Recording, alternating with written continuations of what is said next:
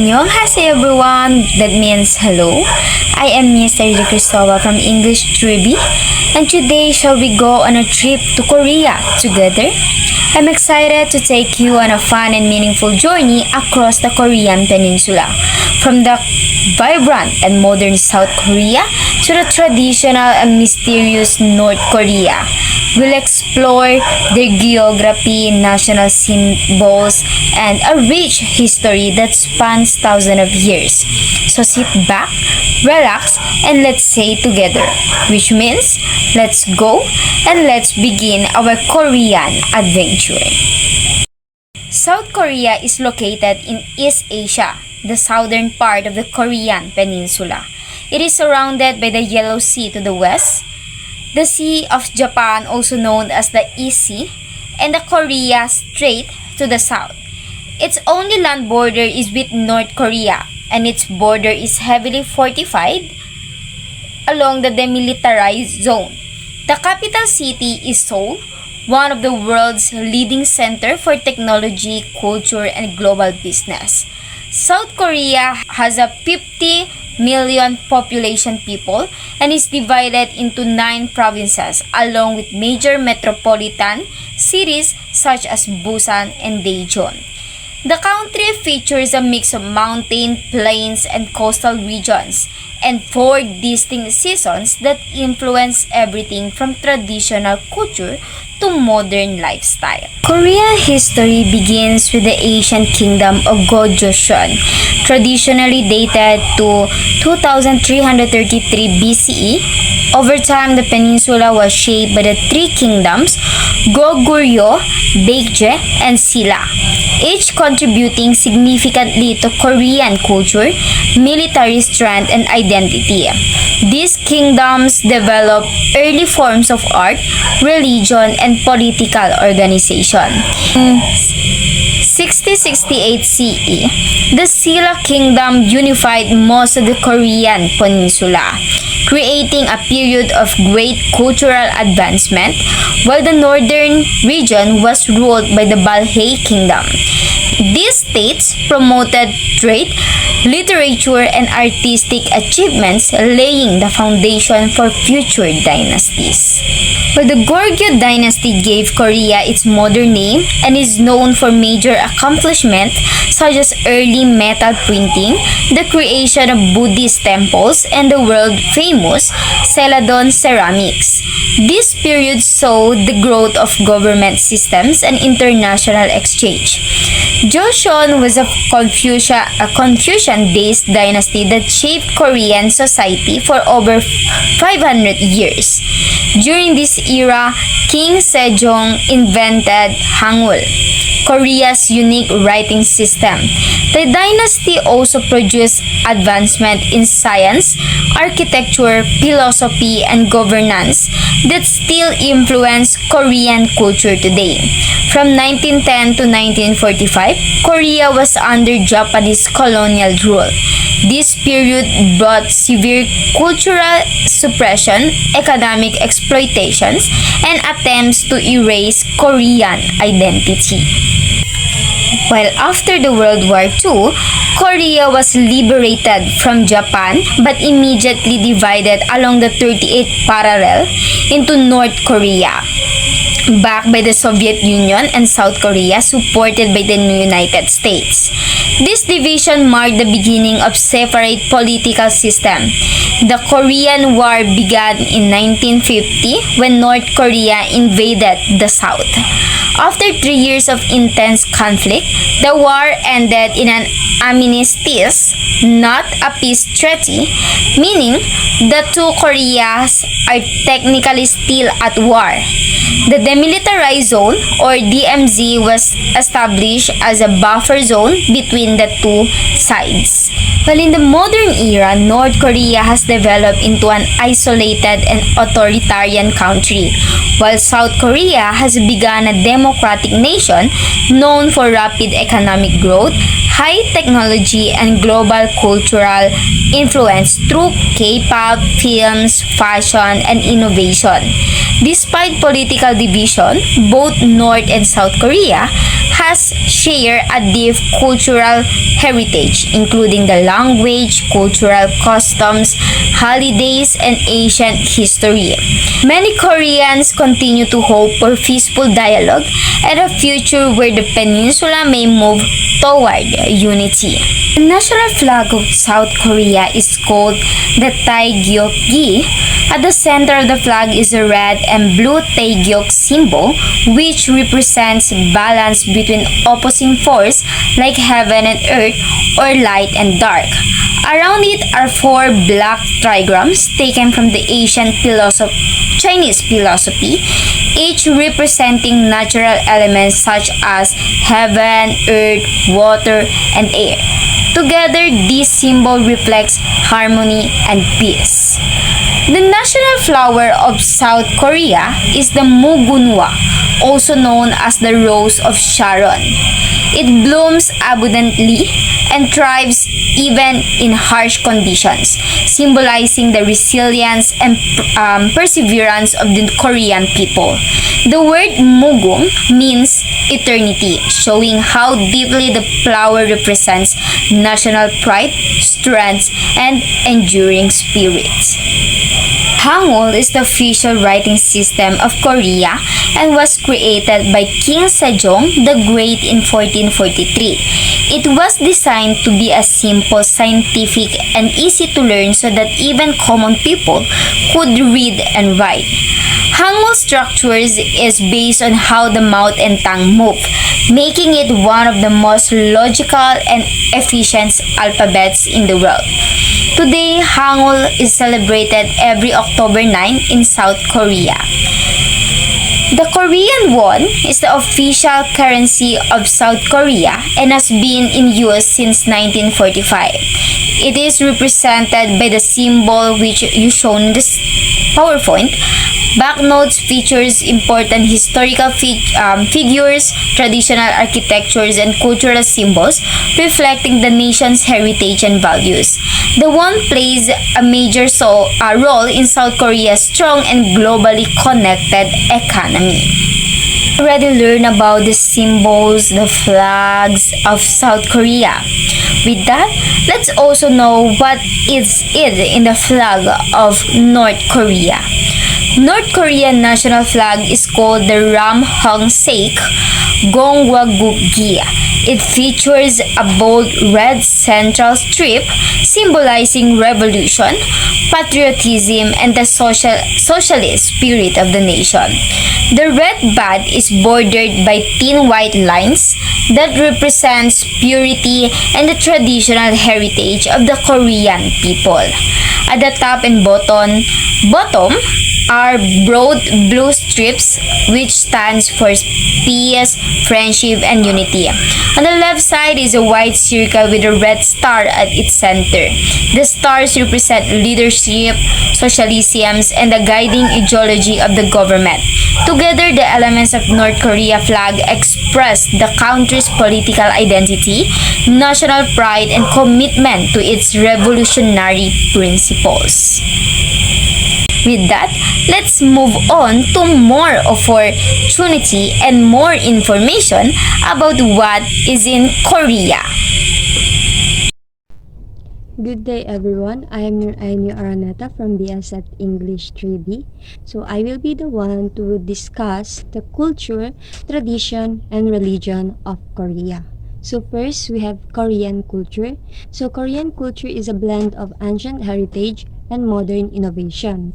Some key aspects including respect and hierarchy. So Koreans show deep respect for elders and follow a social hierarchy influenced by Confucianism. So first we have a strong influence.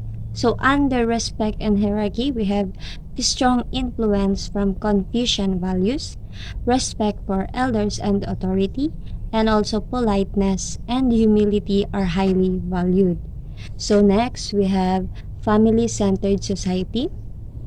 So family relationships are valued and decisions are often considered the whole family. So family ties are important. Traditional idea of Jong, which means Jong means deep emotional bond. So third one, we have language and communication. Korean uses honorifics to show respect and people prefer polite or indirect communication. So Korean language places importance on honorifics depending on age and status. So also indirect communication is common to avoid confrontation. That is what we preferred. So next, we have art and aesthetics. Traditional arts like pottery either, traditional arts like pottery and music remain important, while K-pop and K-dramas shape modern culture. So under the art and aesthetics, so for traditional arts, they have pottery, calligraphy, music, kind of pansori and gayagum. For the modern arts, they have K-pop, K-dramas, film, a film that is global influence. So for the food culture, so meals are shared with many side dishes, and dishes like kimchi and bulgogi are popular. So here under the food culture, meals often include banchan, side dishes, and also their famous dishes are kimchi, bulgogi, bibimbap, and tteokbokki. So sharing food represents unity and community for them. And then for last for under their culture, under the Korean culture, we have work and education. So Koreans value hard work and place strong emphasis on education and achievement. So under work and education, high value on education and academic achievement, and also strong work ethic. And now we will move on to Korean traditions. So many traditions still practiced today come from centuries old customs. So first we have hanbok, traditional Korean clothing worn on holidays and special occasions. For example, traditional clothing worn during weddings and celebrations. So this is known for vibrant colors and elegant design. So next, the traditional holidays. So families gather, honor ancestors, and eat rice cake soup for good luck. So here are under the traditional holidays. Here are the examples. Solyal, meaning Lunar New Year. This is an ancestor rites, bowing to elders, special foods. For example, the Tteokguk and also the Chosuk, a Korean Thanksgiving wherein it is a harvest festival with family gatherings and ancestral rites. Also, ancestral ceremonies, Jerye, which is Jerye. So this is a ritual that honor ancestors and showing respect and gratitude. So this is a rituals honoring ancestors wherein it reflects Confucian emphasis on family heritage. And then we have traditional marriage. Ceremonies include symbolic vows and offering that represent unity and blessing. It includes payback ceremony wherein bride and groom bow to parents. And also symbolic foods like jujube and chestnuts represents future children. And then last one for the tradition is the folk tradition.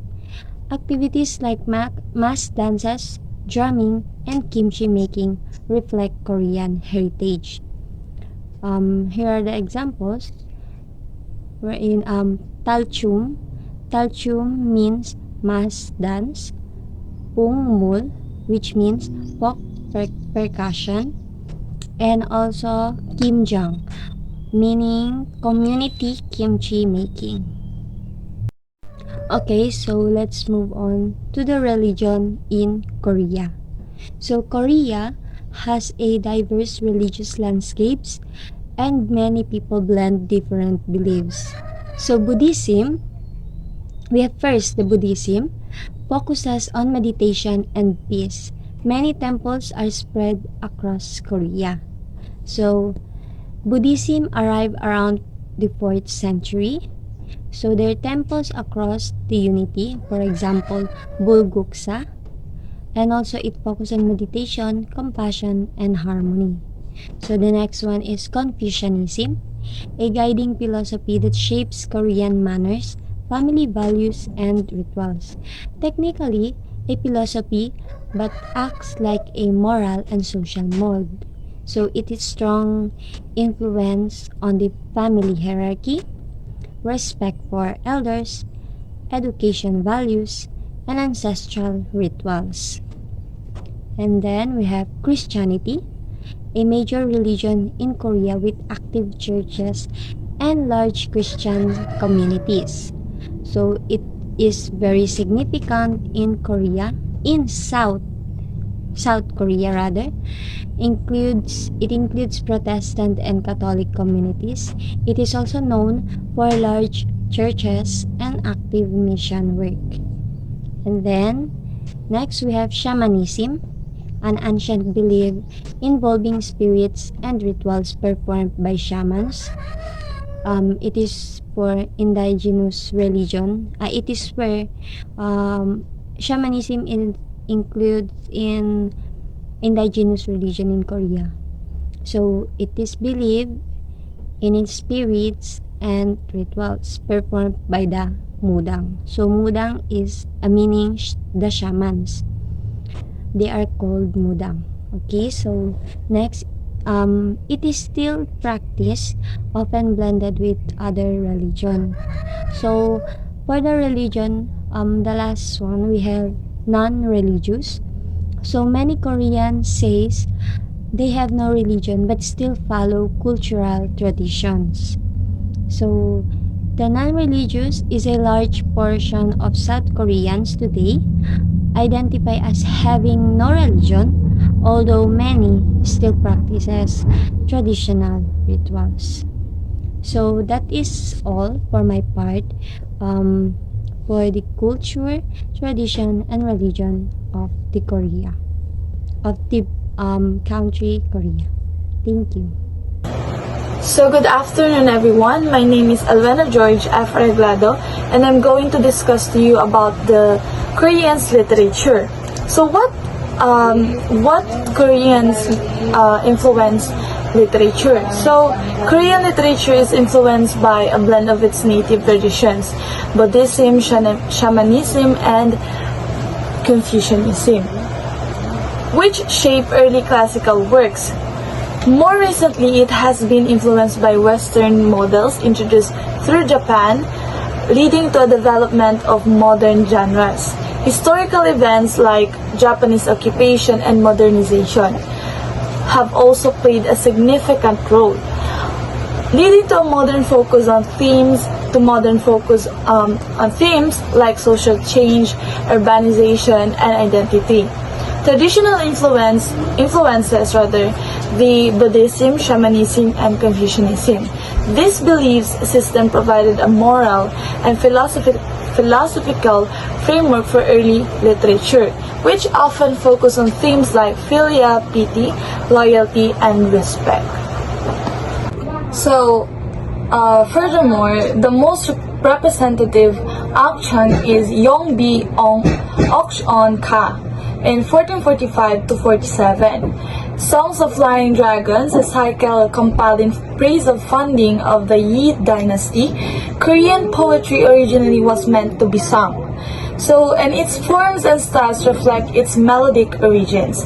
The basis of its prosody It is a line of alternating groups of 3 or 4 syllables, which is probably the most natural rhythm to the language.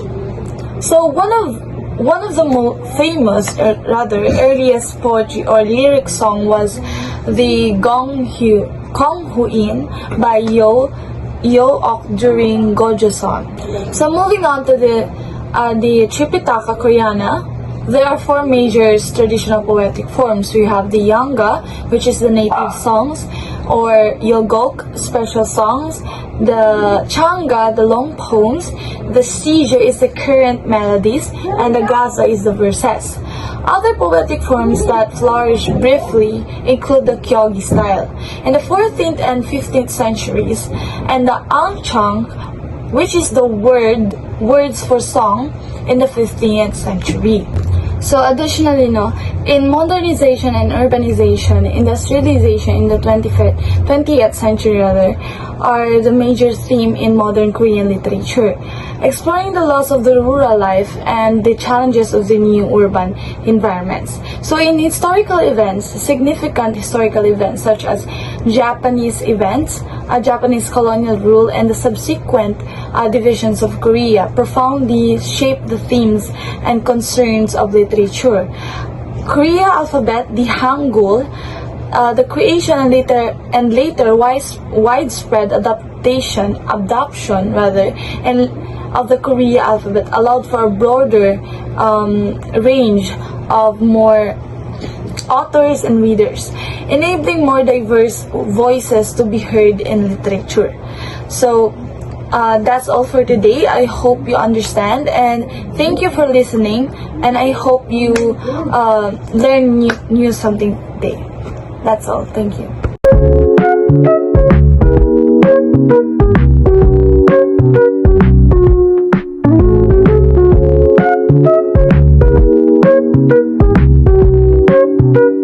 Hello everyone, welcome today. We're embarking on a virtual journey to South Korea, a land of vibrant culture, rich history, and breathtaking landscape. Whether you're planning a future trip or just curious about the world, get ready to explore some of the most famous and must-see places in Korea. Bokcheon Hanok Village. First up, let's step back in time at Bokcheon Hanok Village, located in the heart of Seoul. This charming village is home to hundreds of traditional Korean houses, known as hanoks. These beautifully preserved homes offer a glimpse into Korea's past with their elegant architecture and serene courtyards.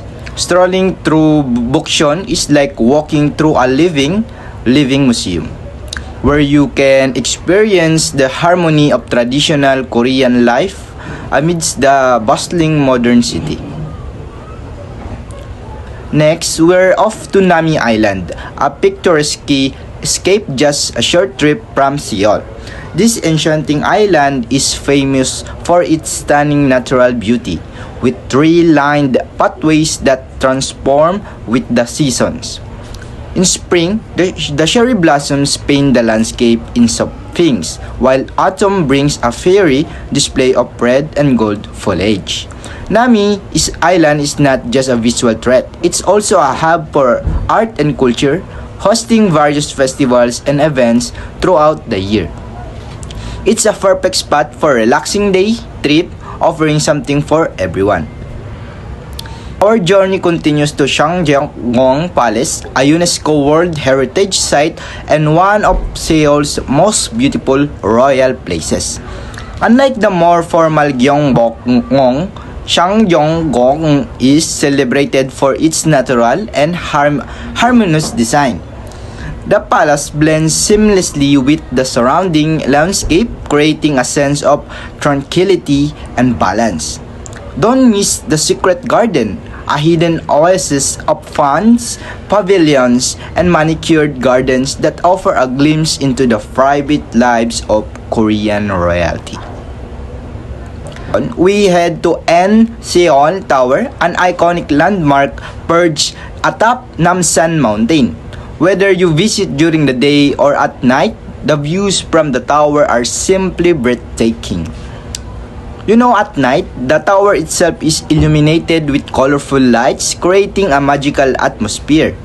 It's a popular spot for couples who often leave love locks on the fences as a symbol of their affection. Last but not the least, we visit Gyeongbokgung Palace, the largest and perhaps most iconic of Seoul's five grand palace. This majestic palace showcases the grandeur of Korean royal architecture with its impressive gates, halls, and courtyards. Be sure to catch the changing of the guard ceremony, a colorful and lively display of traditional Korean military attire.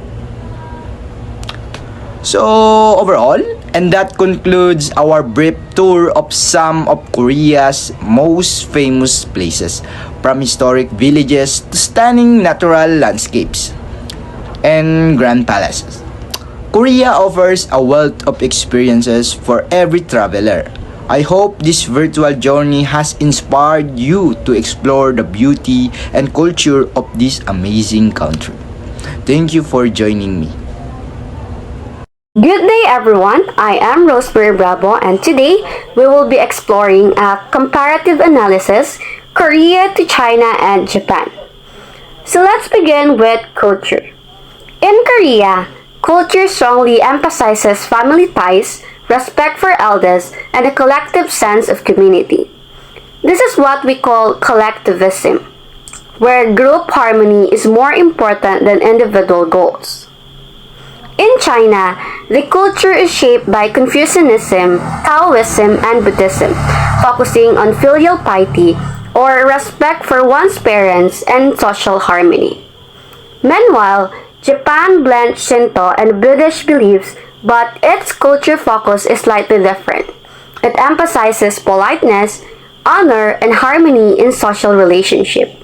Moving on to language, Korea uses the Hangul alphabet, which is unique and poetic, meaning each symbol represents a sound. China, on the other hand, uses Mandarin Chinese, written with logographic characters, where each symbol represents a word or idea rather than a sound. Japan's language is mix of hiragana, katakana, and kanji, with kanji actually borrowed from Chinese characters. Next, let's look at cuisine, one of the most recognizable cultural aspects. In Korea, food is known for its spicy and fermented flavors like kimchi and often includes rice-based meal and seafood. China offers a wide variety of regional cuisines featuring rice and noodles and lots of spices and sauces. Japan focuses on fresh and seasonal ingredients with popular dishes such as sushi and ramen. When it comes to economy, all three are highly developed but with unique strengths. Korea is a tech-driven, focusing on electronics, automobile, and export. China is known as a manufacturing hub with diverse industries and a rapid economic growth, giving it a major global influence. Japan is also highly industrialized, leading in technology, automobiles, and electronics with a strong focus on innovation and quality. Lastly, we have pop culture, one of the most globally visible aspects today.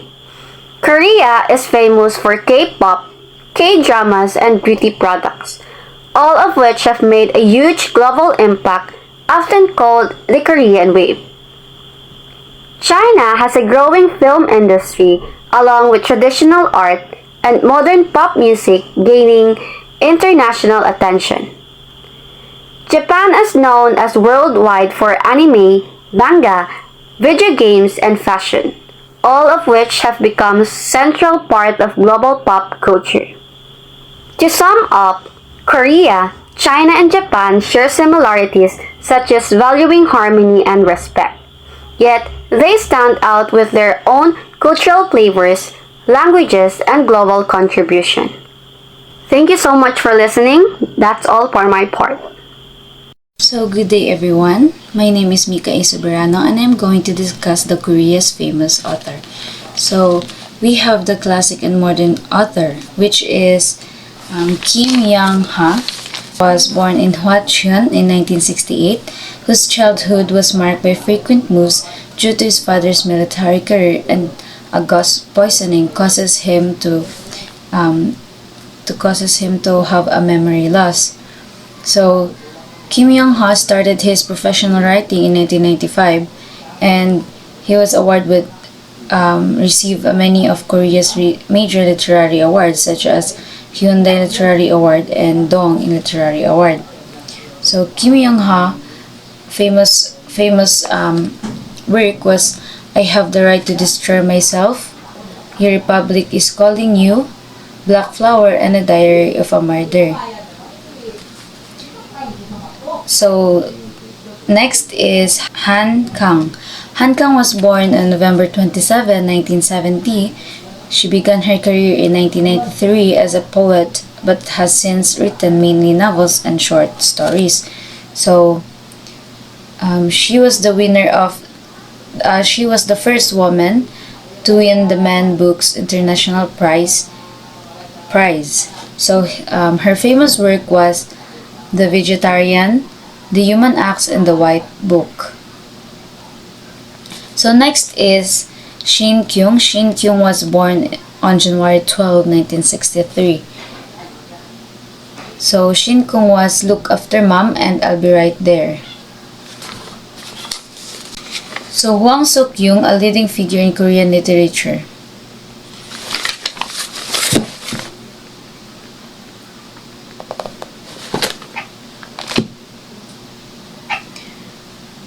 Sok-young he spent his early childhood in Pyongyang until the outbreak of the Korean War. He made his literary debut in 1962. In the 1980s, Hwang completed The Shadow of Arms, which uses the Black Alley with the Black Vietnam War. So next is Koo Yoon. Yes, Koo Yoon was born on August 1, 1933, is a poet whose works have been translated and published in more than 15 countries. He had been imprisoned many times due to his role in campaign for Korean democracy. So Koo Yoon was Korea's one of the famous poets and frequently nominated by the Nobel Prize work. So his notable work was 10,000 Lives, The Sound of Waves, and Flowers, A Moment. So now, let's go to the 20th century literary foundations. So we have Park Kyung-ni. Park Kyung-ni was born in December 2, 1926. She made her literary debut in 1955. She was known for her 20-volume story, and she died from a lung cancer in 2008. So Park Kyung-ni was considered on the career of one of greatest novelists. So of Korean modern literature, so the work she had was The Heartless. Yi Sang, a major modernist writer, works. His famous works was The Wings, Cries Eyes. So Choi In-ho, known for philosophical work and themes. So his famous work was The Square. So next is the popular and contemporary authors. So we have Chun Ser-sang, was highly acclaimed South Korean science fiction and fantasy writer known for her imaginative stories. She began her career in 2010 with the short story Korean Dream. Notable works: School Nurse and Yun-young. She received numerous awards. So I guess that's all the Korea's famous authors. I hope you enjoy and thank you.